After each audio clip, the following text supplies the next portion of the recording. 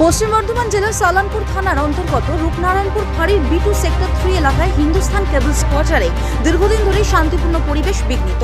এলাকার বাসিন্দাদের দাবি, গত প্রায় 1 মাস ধরে কিছু স্থানীয় ব্যক্তি পরিকল্পিতভাবে এলাকায় অশান্তি সৃষ্টি করছেন। বাইরে থেকে বহিরাগত দুষ্কৃতীদের এনে উত্তেজনাপূর্ণ পরিস্থিতি তৈরি করা হচ্ছে।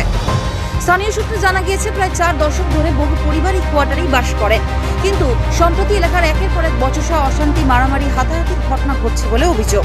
বাসিন্দাদের দাবি, পরিস্থিতিকে আরও জটিল করে তুলতে বিভিন্ন সময় বহিরাগতদের এলাকায় ডেকে আনা হচ্ছে, যার ফলে সাধারণ মানুষের মধ্যে নিরাপত্তাহীনতা ক্রমশ বাড়ছে।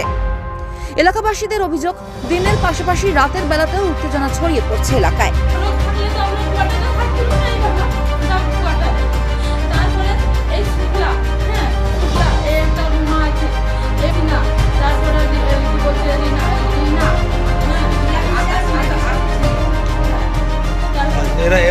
এরা কি আপনার এরাও এসেছিল সবাই?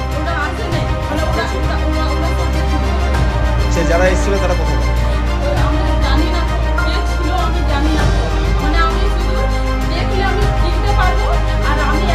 যাদের নামগুলো নিলেন তারা কি এর সঙ্গে জড়িত?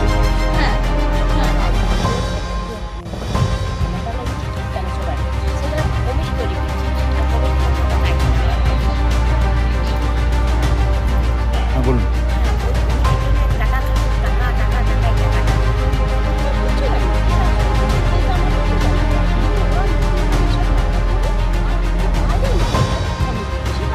পাড়াটাকে কি ভাঙচুর করেছে বাড়িঘর?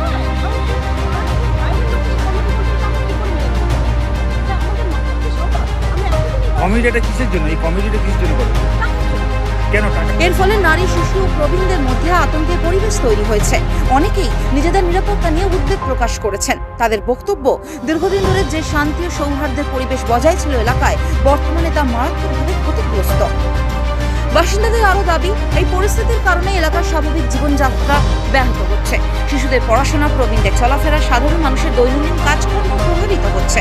তাই অবিলম্বে প্রশাসনের হস্তক্ষেপ এবং এলাকায় স্থায়ী শান্তি প্রতিষ্ঠার দাবি তুলেছেন তারা।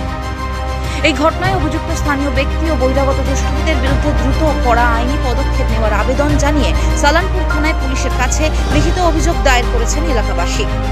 বর্তমানে পুলিশের তরফে কি পদক্ষেপ গ্রহণ করা হয় সেদিকেই তাকিয়ে রয়েছেন রূপনারায়ণপুরের B2 সেক্টর 3 এলাকার বাসিন্দারা। তবে অভিযোগের বিষয়ে অভিযুক্তদের কোনো প্রতিক্রিয়া এখনো পাওয়া যায়নি। পাশাপাশি পুলিশের পক্ষ থেকে এখনো পর্যন্ত আনুষ্ঠানিকভাবে কোনো মন্তব্যও করা হয়নি। এখন দেখার এলাকার শান্তি নিরাপত্তা বজায় রাখতে প্রশাসন কি পদক্ষেপ গ্রহণ করে এবং স্বাভাবিক পরিস্থিতি কবে ফিরে আসে।